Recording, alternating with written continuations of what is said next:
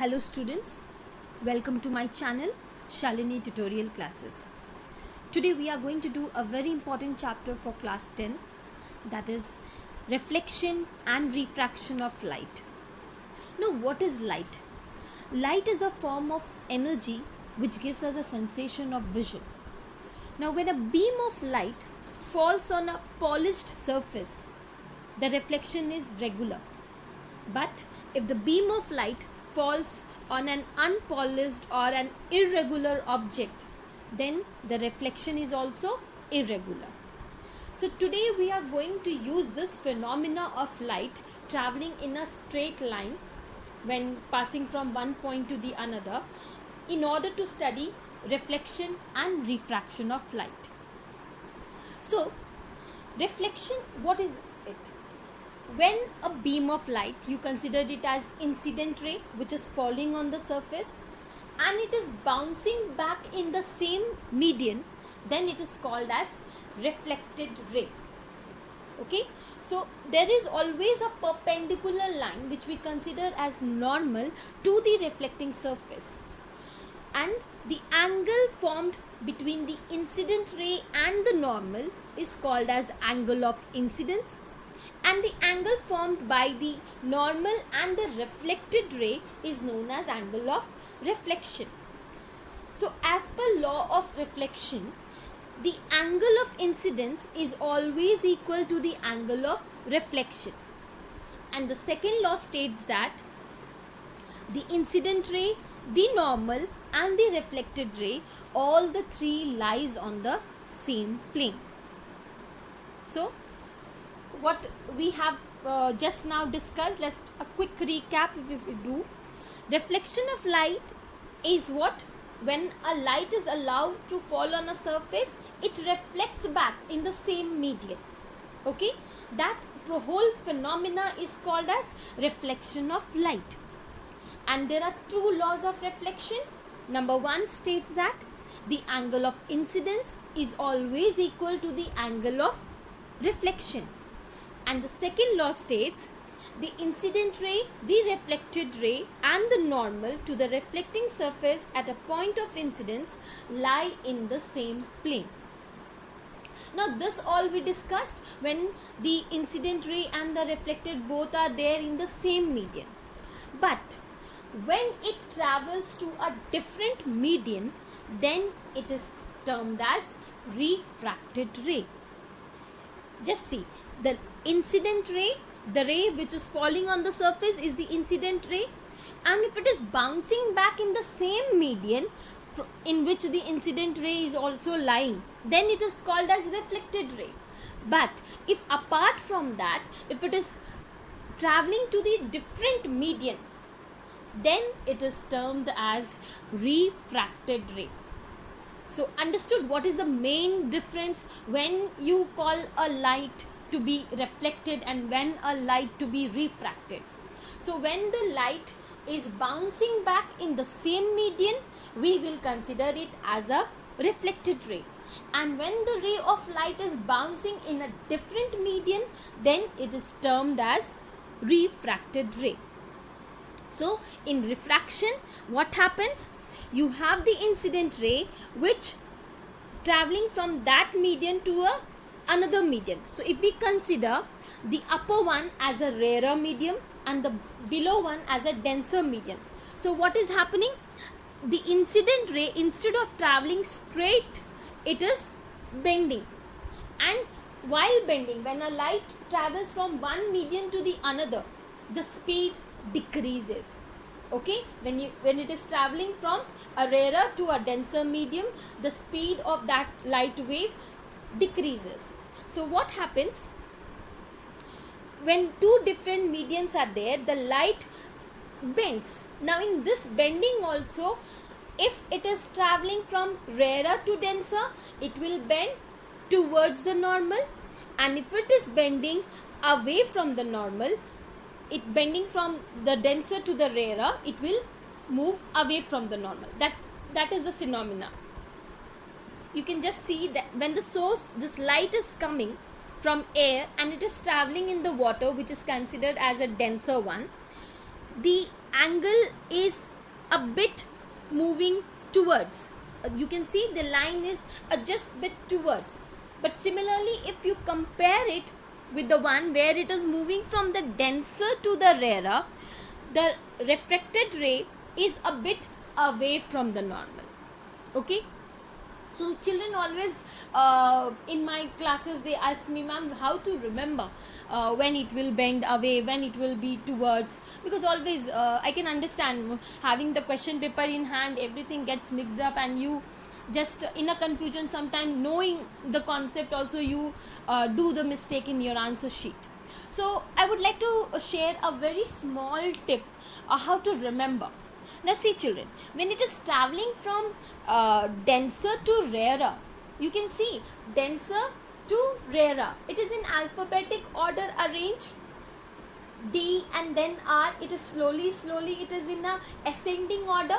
D comes first in A to Z alphabetic and R comes after D. So in that way it is in arranged manner, ascending order. That means away from the normal. It also states A. Ascending also starts with letter A and away also starts with letter A.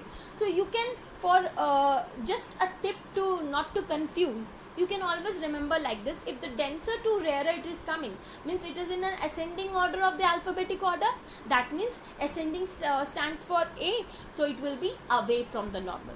So if one you are stuck, you are confirmed, the other one you can just vice versa, you can go, that it will be towards the normal. That means easily in the examination, quickly, without any confusion, you can do this. So using this, when you see that the light is traveling from a rarer to denser, that means it is not arranged in ascending order. It will bend towards the normal.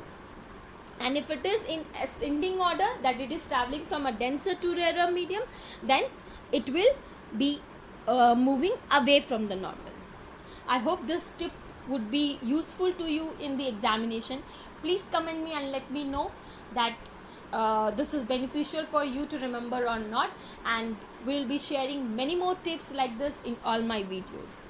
Okay, so if we have a quick recap of what we did till now, refraction of light, it happens when light travels from one medium to the another. And in this, what happens? The speed of the light as it enters from one to the another, the speed decreases. Okay, and if it is traveling from a rarer medium to a denser medium, the ray traveling will bend towards the normal after the refraction. And when the ray of light from denser to the rarer medium it is traveling, it will bend away from the normal. I hope it's clear to you, and this time in examination, no confusion you would have.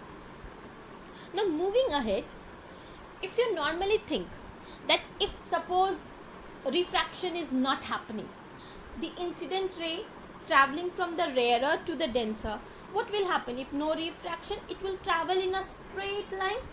But actually it is not happening. It is getting refracted, and depending on the rarer or the denser, it will bend away or towards the normal, which we already discussed right now. So what is happening? If you consider that refracted ray as an emergent ray, if you consider it, because it is emerging out, we can also call it as an emergent ray. So when the ray of light which is incident is after refraction process is emerging out, and actually if no refraction happening, then the light would have traveled straight. So the gap between, the difference between the actual what emerging you are having the ray of light, and if without refraction the light would have traveled, that gap, that difference is known as lateral displacement. Okay, you can see in the diagram also, if suppose the refracted ray without any refraction, the light is traveling straight, and the another part where the refraction is occurring, the gap and the difference between the both, that is termed as lateral displacement. So if we consider A1, that would be our incident angle of incidence, A2 angle of reflection, and A3, because it is formed by normal and the refracted ray, that will be considered as angle of refraction. Okay, so the gap is clear. Actual what the dotted lines you can see, if without any refraction the light would have traveled in that dotted line path, but because refraction is occurring, light is traveling in this manner, and the gap between the two is known as lateral displacement.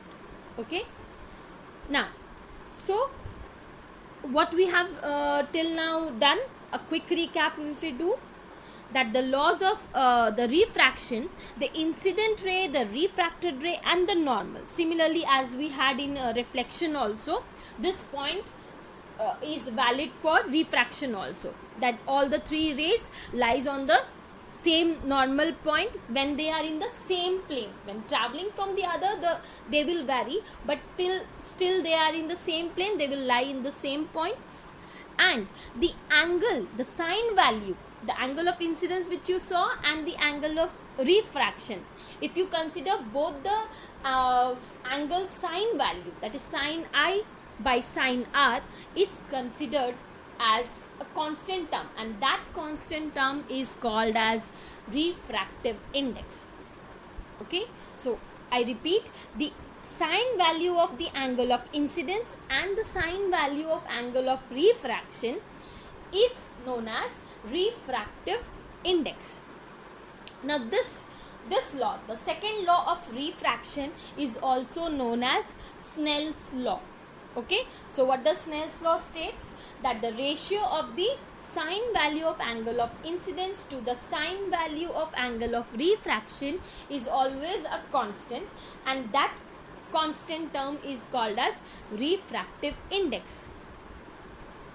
Okay, so this refractive index, if suppose sine value not, we can also consider it in the value of the speed also. So if you are comparing from one medium to the another, the speed of the light in the vacuum to the speed of the light in that particular medium where the refraction is occurring, that is also considered as refractive index.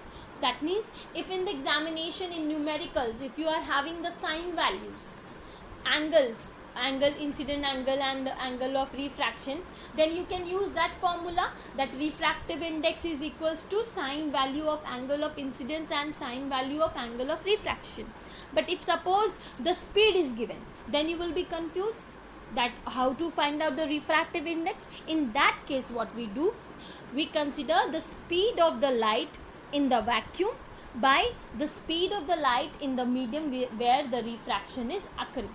So refractive index, I have told you the two ways of to calculate how, if in the examination it is coming, either if the speed is given, you can calculate in that manner, or the sine values, the angles are given, in that way also you can calculate the refractive index. Okay, so if suppose N1 is the first medium and the N2 is my second medium, so how we will write as per the Snell's law? We always read it from refractive index with respect to medium 1 to the medium 2. See, it's written over here 1 and 2. What does it mean? Refractive index of the medium, first medium, with respect to the second medium will be equals to N1 by N2. That is sine value of the angle of incidence to the angle of refraction. I hope it's clear to you. If any issues, please let me know in the comment section. And thank you for watching. And if you like it, please subscribe, like, share and comment. Thank you.